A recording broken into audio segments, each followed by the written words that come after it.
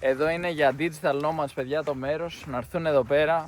Με να Starlink. Πάρουν, με Starlink Internet. Εντάξει, θα κόψουν και λίγο τα δέντρα τριγύρω, γιατί κακά τα ψέματα. Εμείς για κλείσει τώρα συνεχόμενη για μία ώρα, ας πούμε, θα έχουμε διακοπές άμα πάμε να κάνουμε. Εδώ όμως, άμα το βάζουμε εδώ. Εδώ σε ένα τέτοιο μέρος θα ήταν ό,τι πρέπει, ναι, εντάξει, αλλά έχει και μια ακτίνα, ξέρω εγώ, 30 μέτρων. Να έρθει εδώ μια οικογένεια digital nomads, homeschooling, όλα online, τα σχολεία και αυτά, και ταυτόχρονα να αρχίσουν μια δική τους φάρμα. Τα παιδιά να παίζουν, να μαθαίνουν, να κάνουν, να πηγαίνουν στα ποτάμια, στα βουνά εδώ τριγύρω, εκδρομές. Τι καλύτερο από αυτό. Να πας τώρα να είσαι, ξέρω εγώ, στη Θεσσαλονίκη όπως μεγάλωσα εγώ, κλεισμένος σε ένα κτίριο άθλιο, έξω κάγκελα με κάτι σουβλιά από πάνω, σαν φυλακή κανονικότατο, ας πούμε. Όλοι κλεισμένοι ο ένας πάνω στον άλλο, στα θρανία, πακτωμένοι σε κάτι μικρές αίθουσες, κάτι αρχαία κτίρια, να αισθάνεσαι λίγο πραγματικά σαν να είσαι ιδρυματοποιημένος, κατά μία έννοια, σαν να έχει γίνει. Εμπορευματοποιημένος. Σαν να έχει γίνει εισαγωγή, σου βγάλω νομεράκι, καρτελάκι, μπες μέσα και τώρα θα βγεις σε 12 χρόνια, φιλαράκι μου, αν είσαι τυχερός. Παραπάνω είναι βασικά. Το πανεπιστήμιο ήταν άλλο κεφάλαιο εκεί πέρα, άλλη περιπέτεια, αλλά ρε παιδί μου, καμιά φορά ξεχνάμε ότι όλα αυτά είναι σύγχρονες εφευρέσεις. Όλα αυτά ξεκινάνε από την βιομηχανική επανάσταση που υπήρξε άμεσα και γρήγορα ανάγκη για εργάτες, για εργατικό δυναμικό εξειδικευμένο, και βγάλανε μια γραμμή παραγωγής για να παράγουν εργάτες οι οποίοι είναι καλά εξειδικευμένοι καθένα στον τομέα του, ώστε να μπορέσουν να αυξήσουν το κέρδος τους οι επιχειρήσεις αυτές, οι οποίες μόλις είχαν αρχίσει να παίρνουν τα πάνω τους. Και σήμερα έχουμε φτάσει να έχουμε ανθρώπους οι οποίοι υποστηρίζουν αυτά τα μοντέλα και να λένε τι ωραία που είναι, κοινωνικοποίηση κλπ.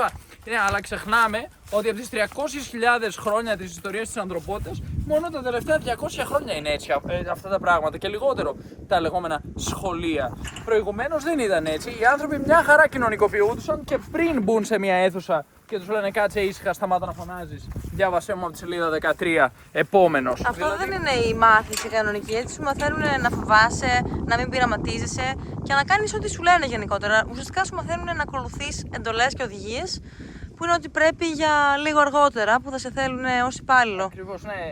Είναι μια γραμμή παραγωγής υπαλλήλων και το πιο επικίνδυνο πράγμα που υπάρχει ουσιαστικά αυτή τη στιγμή μέσα στο σύστημα το εκπαιδευτικό είναι να μάθει σε κάποιον να είναι αυτοδύναμος, αυτόνομος και να δημιουργεί κάτι δικό του. Είναι πολύ επικίνδυνο αυτό, γιατί μετά στη συνέχεια δεν θα ακολουθήσει την περπατημένη, την οδό που εγώ έχω χαράξει για σένα.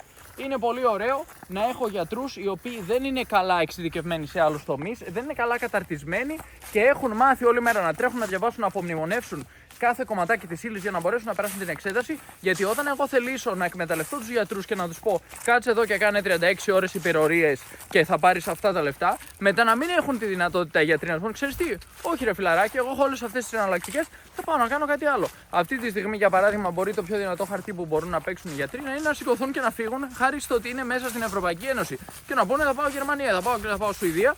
Και βολεύτηκα. Εντάξει, δεν ξέρω τώρα αν η Σουηδία είναι το ίδιο εύκολη με τις υπόλοιπες ευρωπαϊκές χώρες, αλλά σε κάθε περίπτωση για γιατρούς όλα εύκολα είναι. Αλλά αυτό που θέλω να πω είναι ένας άνθρωπος ο οποίος είναι καλά καταρτισμένος, ανεξάρτητος από πολλές απόψεις και πάει κάποιος να του κάνει καμιά μαγιά και να το ζωρίσει λίγο, θα σηκώθει να πει δεν πειράζει, θα κάνω κάτι άλλο. Τσάω, τα λέμε. Τις φορές έκανα interview με κάποια σχολεία, ξέρω, στο Βιετνάμ, στο Ντουμπάι κλπ. Εγώ έχω άκρες, έχω τις δικές μου, την εταιρεία μου, τη δουλειά μου, όχι μόνο μια δουλειά, πολλές δουλειές. Κάνω πολλά πράγματα online. Άμα δεν μου αρέσει κάτι, διακόπτω μια συνεργασία, φύγαμε, πάμε στο επόμενο. Δεν καίγομαι, δεν κρέμομαι, ας πούμε, από την ελεημοσύνη του ενός ατόμου που μου παρέχει το μισθό μου για να μπορέσω να τα βγάλω πέρα για το μισθό μου.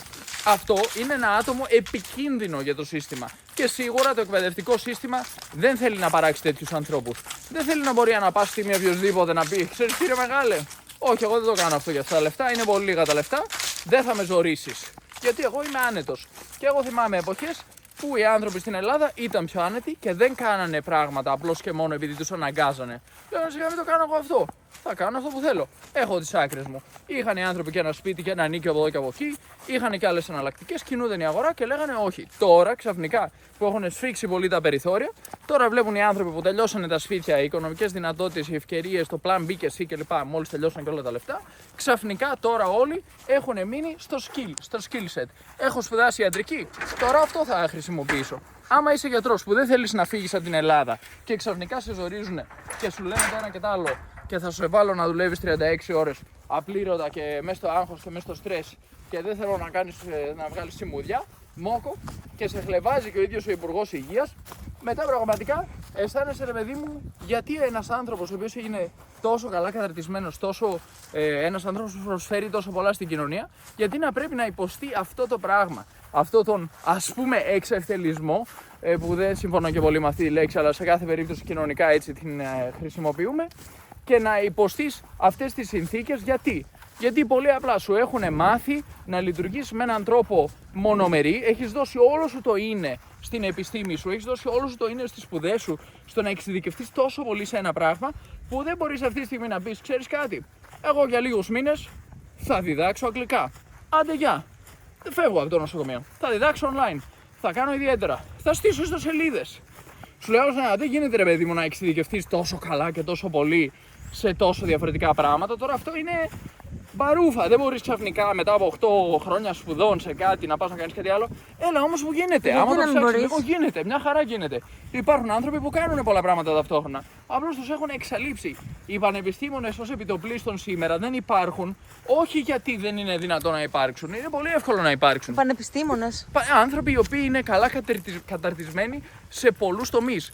Άνθρωποι οι οποίοι είναι πολύγλωσσοι, άνθρωποι οι οποίοι διαχειρίζονται καλά τα συναισθήματά τους και τη λογική τους σκέψη, έχουν βάθος σε πολλά κομμάτια επιστημονικά, ακαδημαϊκού επίπεδου, δηλαδή που έχουν τη δυνατότητα να κάνουν πολλά διαφορετικά πράγματα σε πολλούς διαφορετικούς τομείς. Αυτοί μπορούμε να πούμε ότι είναι πανεπιστήμονες.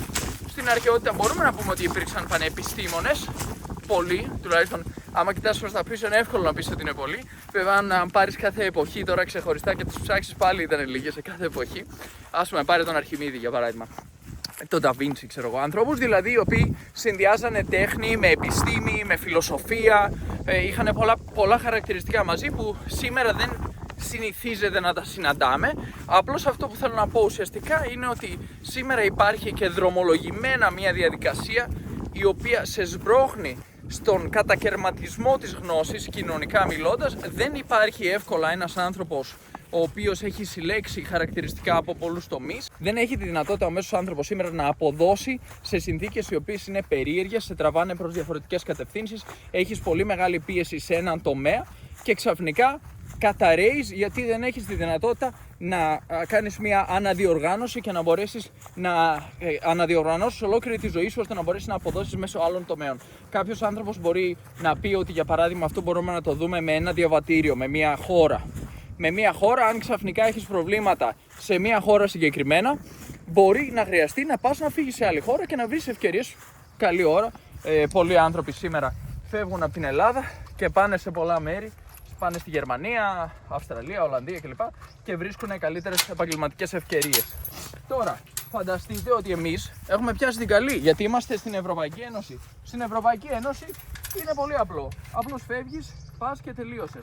Άλλοι δεν μπορούν να το κάνουν αυτό χωρίς ένα διαβατήριο, μια κάρτα, πώς να το πούμε, μια ταυτότητα Ελλάδος για να μπορέσουν να πάνε σε άλλη ευρωπαϊκή χώρα. Άλλοι, για παράδειγμα, βρίσκονται στην Κολομβία, είχαν την τύχη να γεννηθούν ή την ατυχία, ας πούμε, νομικά στο συγκεκριμένο ζήτημα να γεννηθούν στην Κολομβία και στη Βραζιλία και ξαφνικά δεν τους αφήνουν. Αν θέλουν να πάνε για ένα καλύτερο αύριο να δουλέψουν, ξέρω εγώ, στη Γαλλία αύριο. Σου λένε, όχι φίλε μου, έχεις διαβατήριο από Βραζιλία, έχεις διαβατήριο από Κολομβία. Όχι, τρως χ κατευθείαν. Όπως παλιότερα ήταν και η Ελλάδα φυσικά, πριν μπει στην ΕΟΚ, πριν μπει στην Ευρωπαϊκή Ένωση. Άρα τι λέω, ότι όσα περισσότερα διαβατήρια έχεις, τόσο καλύτερο είναι. Σήμερα κάποιος από την Ελλάδα δεν μπορεί να πάει στο Ηνωμένο Βασίλειο να εργαστεί όπως παλιότερα, που το Ηνωμένο Βασίλειο ήταν εντός Ευρωπαϊκής Ένωσης. Αλλά οι Έλληνες που έχουν πάει στο Ηνωμένο Βασίλειο, έχουν κάτσει λίγα χρόνια, βγάλανε pre-settled status ή και ακόμη και βρετανικό διαβατήριο, τώρα μπορούν και το παίζουν δίπορτο. Σου λέει: έχω πρόβλημα με Ευρωπαϊκή Ένωση, πάω Ηνωμένο Βασίλειο. Έχω πρόβλημα με Ηνωμένο Βασίλειο, πάω Ευρωπαϊκή Ένωση. Δεν μπορούν όμως να πάνε Αμερική. Θα έπρεπε να έχουν δυνατότητα να εργαστούν εκεί. Άρα, αυτό που θέλω να πω είναι ότι όσο περισσότερα διαβατήρια έχεις, όσο περισσότερες γλώσσες μιλάς, όσο μεγαλύτερη εμπειρία έχεις στον κόσμο, τόσο πιο εύκολα θα προσαρμοστείς στις συνθήκες. Αν αύριο μεθαύριο υπάρξουν αμέτρητες επαγγελματικές ευκαιρίες, λέμε τώρα στην Αργεντινή, όπως έχει γίνει στο παρελθόν και πήγανε πολλοί Έλληνες εκεί πέρα και βγάλανε χρήματα, ξέρω εγώ, δεκαετία του 50, κάπου εκεί. Έτσι, τώρα μπορεί ξαφνικά να αναποδογυρίσει ο κόσμος και να προκύψουν ευκαιρίες στη Ρωσία ή στην Κίνα ή στην Ινδία. Λέμε τώρα. Ποιος θα μπορέσει τώρα, έτσι όπως είμαστε, να προσαρμοστεί, να αρπάξει αυτές τις ευκαιρίες και να πάει. Σε κάθε περίπτωση το κλείνουμε κάπου εδώ, γιατί έχουμε και μία κλήση σε λίγο. Πάμε στο σπιτάκι μας, γυρίσαμε. Πήρα φόρα και εγώ άμα αρχίσω να μιλάω. Δεν σταματάς. Δεν σταματάω, δεν το καταλαβαίνω κιόλας. Δεν κατάλαβα πότε πέρασε η ώρα. Αλλά ναι, μας άρεσε πολύ αυτή η φύση, παιδιά, εδώ πέρα. Πολύ όμορφο μέρος, πολύ χαλαρωτικό και σε κάνει και λίγο να φιλοσοφείς και να... Ας πούμε, εμείς είμαστε τώρα στο κλασικό δίλημμα που έχουμε. Πόσο καιρό να μείνουμε σε ένα μέρος και πόσο καιρό να μείνουμε σε ένα άλλο. Τώρα λέγαμε να κάτσουμε λίγο παραπάνω εδώ γιατί μας άρεσε πολύ. Αλλά ταυτόχρονα λέμε μήπως να γυρίσουμε στην Ασουνσιόν, γιατί θα έχει πολλά events εκεί πέρα, θα γίνεται χαμός, θα είναι όλοι στο δρόμο, θα είναι όλοι έξω. Και είμαστε τώρα σε ένα δίλημμα. Θα χάσουμε τα event εκεί. Μπορεί να χωρίσουμε τη βδομάδα στα 2 ίσως. Μπορεί να κάτσουμε λίγο παραπάνω εδώ και μετά να μείνουμε λίγο λιγότερο στην Ασουνσιόν από ό,τι σχεδιάζαμε αρχικά. Αλλά είναι αυτό το θέμα, όταν μείνεις παραπάνω κάπου, θα μείνεις λιγότερο κάπου αλλού. Ο χρόνος είναι πεπερασμένος. Δεν το αντιλαμβανόμαστε βέβαια. Αν μείνεις εδώ σε ένα μέρος για πάντα, τελείωσε. Έχεις χάσει τη δυνατότητα να ζήσεις το οτιδήποτε άλλο. Κάποιοι μας λένε, γιατί ρε παιδιά τόσο λίγο μένετε σε ένα μέρος? Να σου το πάμε αλλιώς. Γιατί ρε παιδιά εσείς μένετε τόσο πολύ μόνο σε ένα μέρος και δεν πάτε σε όλα τα άλλα? Είναι αυτό το δίλημμα. Να τα και τα φιλαράκια μας. Γεια! Οι παιδες φάγανε και αράζουν τώρα. Να και οι κοτούλες πίσω στη γωνία. Πολύ ωραία. Ναι, χθες μπήκε ο κόκορας μέσα. Ατρόμητος. Α, έχει και μία εδώ πέρα, Ναι, μία κότα. Ένας ο κόκορας και μία κότα. Μπαινοβγαίνουν αυτές, άμα θέλουν πετάνε από πάνω. Έξυπνες. Είδες τα ωφέλη του να έχεις φτερά. Πετάς από πάνω. Σου χτίζουν φράχτυλα, δεν μας άσυσε.